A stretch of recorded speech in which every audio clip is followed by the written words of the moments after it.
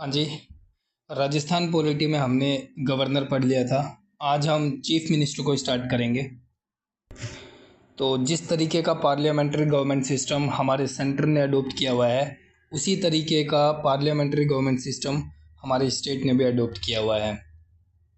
जैसे सेंटर में भी डुअल एग्जीक्यूटिव होते हैं जिसमें प्रेसिडेंट और पीएम होते हैं, उसी प्रकार स्टेट में भी डुअल एग्जीक्यूटिव सिस्टम देखने को मिलता है जिसमें गवर्नर और सीएम होते हैं। गवर्नर के बारे में हमने पहले ही पढ़ लिया था, आज हम सीएम के बारे में पढ़ेंगे। तो थोड़ी सी बात कर लेते हैं। गवर्नर एक नॉमिनल पोस्ट है, एक टाइटलर पोस्ट है जिसे हम हेड ऑफ द स्टेट कहते हैं। मतलब जो गवर्नर होता है वो एक कॉन्स्टिट्यूशनल हेड होता है, लेकिन जो सीएम होते हैं उसके पास रियल पावर होती है और वो हेड ऑफ द गवर्नमेंट होते हैं उस स्टेट के अंदर। तो अब हम appointment of the chief minister के बारे में बात करते हैं। हमारा जो इंडियन कॉन्स्टिट्यूशन है उसमें आर्टिकल 164 सीएम की अपॉइंटमेंट के बारे में बात करता है, जिसमें ये लिखा हुआ है कि CM shall be appointed by the governor leader of the majority party in the state legislative assembly. यानी जो सीएम है उनको अपॉइंट गवर्नर करते हैं और जो सीएम इलेक्ट होकर आते हैं वो मेजॉरिटी ऑफ द पार्टी से आते हैं और ये स्टेट लेजिस्लेटिव असेंबली का हिस्सा होते हैं। तो स्टेट लेजिस्लेटिव में हमने दो तरीके की चीज़ें पढ़ी थी। स्टेट लेजिस्लेटिव में स्टेट काउंसिल हो सकती है और स्टेट असेंबली हो सकती है। काउंसिल मतलब विधान परिषद और स्टेट असेंबली मतलब विधानसभा और स्टेट लेजिस्लेटिव मतलब विधान मंडल। तो अब हम सीएम की क्वालिफिकेशन के बारे में बात करते हैं कि CM should be the citizen of India, locality का होना चाहिए वो व्यक्ति, और उसकी जो मिनिमम एज होनी चाहिए वो 25 साल होनी चाहिए। और तीसरी जो क्वालिफिकेशन होनी चाहिए कि he should have a qualification to elect as a member of the state legislative. तो स्टेट लेजिस्लेटिव का हिस्सा होने के लिए जो क्वालिफिकेशन मेंशन की जाती है वही सेम मेंशन सीएम की पोस्ट के लिए भी की जाती है। जैसे स्टेट लेजिस्लेटिव के अंदर हमने पढ़ा था कि उसमें स्टेट काउंसिल मतलब विधान परिषद और विधानसभा मतलब assembly, state assembly. Vidhan Parishad मतलब स्टेट असेंबली का हिस्सा होने के लिए उस कैंडिडेट को 30 साल की उम्र होना आवश्यक है। वहीं स्टेट असेंबली का हिस्सा होने के लिए 25 साल का होना आवश्यक हो जाता है। तो ये मेन क्वालिफिकेशन हो जाती है सीएम की।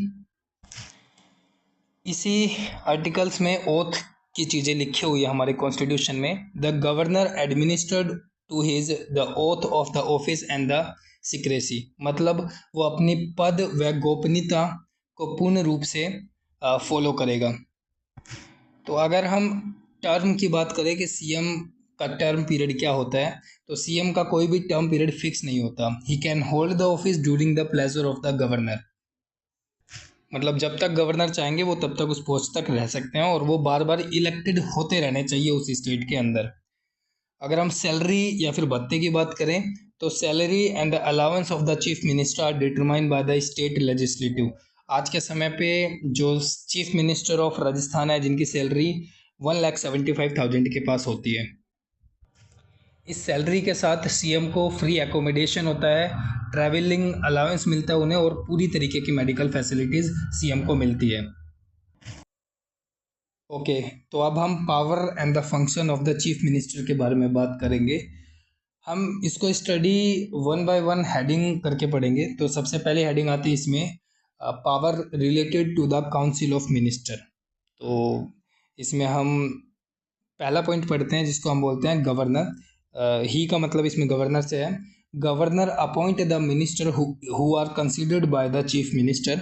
Second point is governor allocate and reshuffle the portfolio among the ministries. Third point is governor can ask the minister to resign or advise the governor to dismiss him in a case of different of opinions. And the fourth point is governor presided over the meeting of the council of ministers. Fifth point is governor guide, directly control and coordination the activities of the all ministries. मतलब government का जो काम है वो appoint करने का है, उसके लिए वो एडवाइस सीएम से लेंगे। एलोकेट और रिसफल करने का है, उसके लिए वो एडवाइस सीएम से लेंगे गवर्नर। और किसी भी मिनिस्टर को रिज़ाइन करना है तो उसके लिए भी वो एडवाइस जो है वो सीएम से लेते हैं। सीएम का ओपिनियन इम्पोर्टेंट होता है। मीटिंग ऑफ काउंसिल को प्रिसाइड करने का भी डिसीजन सीएम लेते हैं, लेकिन उनसे जो एडवाइस ली जाती है वो सीएम से ली जाती है, प्रिसाइड गवर्नर करते हैं। और डायरेक्ट कंट्रोल एंड कोऑर्डिनेशन की एक्टिविटीज़ हमारे सीएम गवर्नर के साथ करते हैं। अब हम दूसरी हेडिंग के बारे में पढ़ेंगे, power in a relation to the governor. Here the first point is, यहाँ पर जो वर्ड है वो कंसीडर किया जाता है सीएम के साथ। तो he is the principal channel communication between the governor and the councils of the minister. इसमें आर्टिकल 167 जो है वो ड्यूटी की बात करता है सीएम से रिलेटेड। आर्टिकल 167 का जो सब क्लोज ए है वो बात करता है to communicate to the governor of the state all the decisions of the council ministers. Article 167 sub clause B to furnish such information relating administrative and legislature as the governor can call for. Article 167 subclause C. If the governor so required to submit for a consideration of the council of the minister any matter which decided has been taken by the minister but which are not under in the consideration by the council. And the third point is CM advise governor with regard to the appointment of the important officials in a state. तो जो अगली heading है, power relation with the state legislature. तो इसमें सबसे पहला point आता है CM is the leader of the house. Another point is CM advise governor with regard to summoning and proroguing of the session of the state legislature. Another point is CM can recommend the dissolution of the legislative assembly to the governor at any time. Another point is CM announce the government policy on the floor of the house. So the another heading is CM power, CM other powers and the functions. Here the first point is CM is the chairman of the state planning board. Second point is CM act as a vice chairperson or a chairman of the concerned zonal council. Third point is CM is the member of the interstate council and governing council of the Niti Aayog. Fourth point is CM is the chief spoken man of the state government. Fifth point is CM is the crisis manager in the chief at the political level during the emergencies. And the sixth and the last point is as a leader of the state he meet various section of the peoples. Okay, तो हम state council minister पढ़ रहे थे। The state also adopted the parliamentary government system, so the real executive power lies between the council of minister and the chief minister. इसमें हमने state legislature के बारे में देखा था, जो कि दो पावर्स में डिवाइड होती है। पहला लेजिस्लेटिव काउंसिल और legislative assembly. Council of the minister जो होते हैं वो दोनों हाउसेस से आते हैं, स्टेट काउंसिल और स्टेट असेंबली से। इसमें हम एक टर्म पढ़ने वाले हैं जिसका नाम है delegate legislature. Right of law of information have state legislature but it have a lack of time and knowledge, therefore state legislature transfer their right to the council of state. Therefore council of minister is a part of legislature and executive. Legislature का मतलब जो law formation का काम करते हैं और executive जो उन पॉलिसी को लागू करवाने में मदद करते हैं। तो अब हम one by one constitutional provision के बारे में पढ़ेंगे, जो कि बहुत इंपॉर्टेंट हो जाता है हमारे सभी एग्जाम्स के लिए। हम सबसे पहले आर्टिकल 163 के बारे में पढ़ेंगे, जो कि council of minister to aid and advice of the governor के बारे में बात करता है। आर्टिकल 163 में हमें 3 पॉइंट्स पढ़ने हैं। First point is in addition of the power and the description of the governor there will be a council of minister to advise aid which will be headed by the chief minister. Another point is exercise of power of discretion of the governor shall be final. and can't be questioned in the court. Another point is the advice given by the Council of Minister shall not be questioned in a court. तो हमने इसमें 3 चीज़ें पढ़ी। Article 163 में सबसे पहली जो point हमने पढ़ा, गवर्नर को सहयोग देने के लिए एक मंत्री परिषद होगी। सेकंड पॉइंट में हमने पढ़ा गवर्नर की शक्ति को न्यायालय में प्रश्न नहीं किया जा सकता। थर्ड पॉइंट इज मंत्री परिषद ने जो गवर्नर को सलाह दी है उसे न्यायालय में किसी भी प्रकार से चैलेंज नहीं किया जा सकता। आर्टिकल 163 के बाद हम पढ़ेंगे अब आर्टिकल 164 जो कि appointment of the council of the minister की बात करता है। आर्टिकल 164 ये लिखता है कि the chief minister is appointed by the governor and the another minister shall be appointed by the governor on the advice of the chief minister. इसी में ट्राइबल वेलफेयर की भी बात की जाती है। ट्राइबल वेलफेयर जो डिपार्टमेंट्स होते हैं वो 4 स्टेट में एग्जिस्ट करते हैं करंटली, मध्य प्रदेश, छत्तीसगढ़, झारखंड और उड़ीसा। पहले इसमें बिहार काउंट किया जाता था लेकिन बिहार को इस लिस्ट से हटा दिया गया है। अब हम ये जो आर्टिकल 164 चल रहा था इसमें टेन्योर की भी बात की गई है। The minister shall hold the office during the pleasure of the governor. इसी में आर्टिकल 164 के सब क्लॉज 1A में the maximum number of member of the council of the minister की बात की गई है।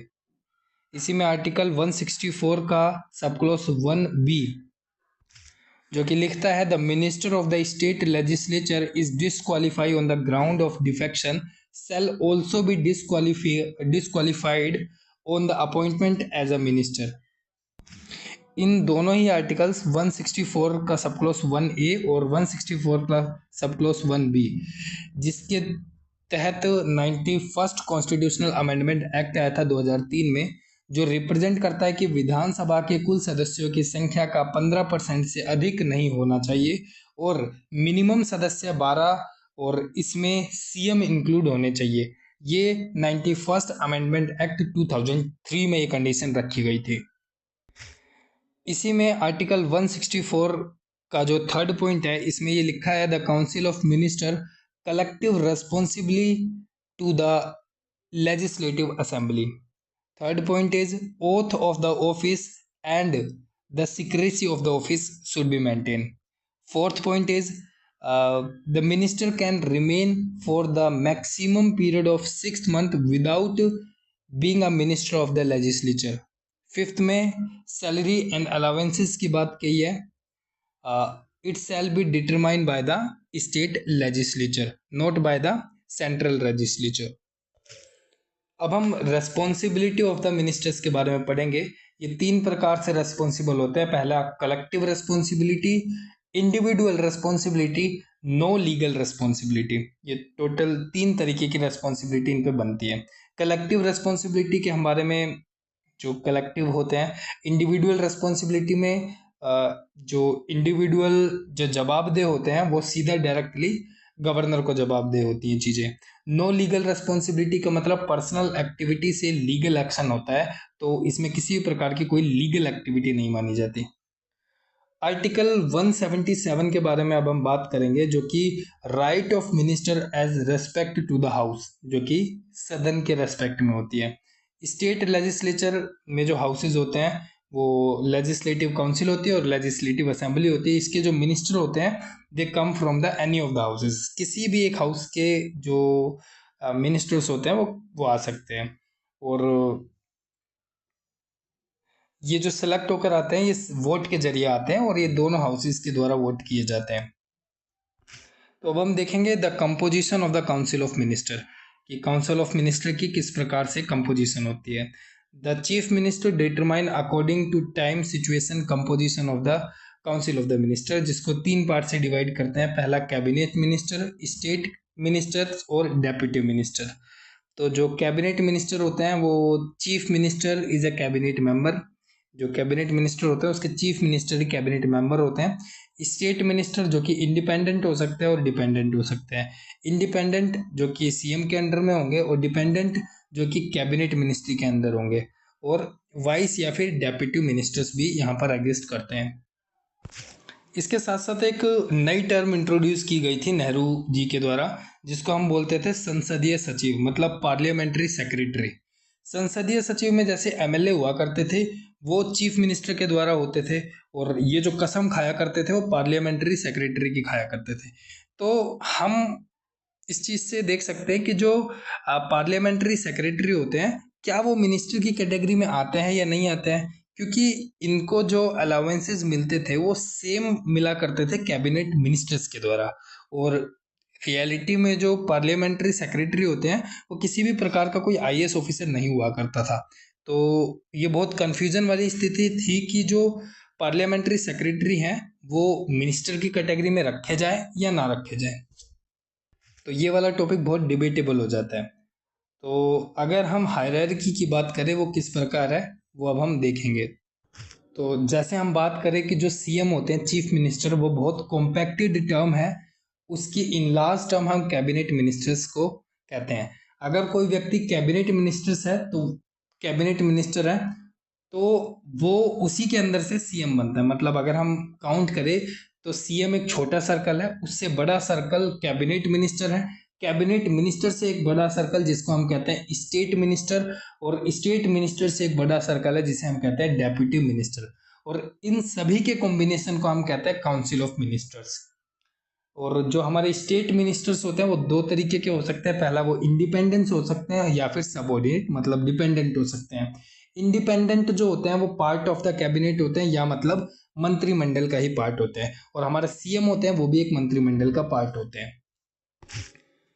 तो हम बात करते हैं कि जो काउंसिल ऑफ मिनिस्टर है, जिसमें हमने चार चीज़ें पढ़ी कि जो सबसे बड़ा सर्कल है जिसका नाम है डेप्यूटी मिनिस्टर, डेप्यूटी मिनिस्टर के अंदर जो अगर हम छोटा सर्कल करें तो उसका नाम है स्टेट मिनिस्टर, स्टेट मिनिस्टर के अंदर आते हैं हमारे कैबिनेट मिनिस्टर, कैबिनेट मिनिस्टर के अंदर आते हैं हमारे सीएम। तो अब हम देखेंगे the role of the council of minister के क्या क्या रोल होते हैं। पहला रोल होता है कि ये एक हाईएस्ट डिसीजन मेकिंग अथॉरिटी होती है किसी भी स्टेट के अंदर। Another point is Council of Minister is a chief policy formulating body. It is a supreme executive authority, chief coordinate of the state administration. It is an advisory body to the governor. It is a chief crisis manager. It deals with all measurements of related to legislative and the financial matter. It exercise control over the higher appointments. So it's all about the council of minister and the chief minister.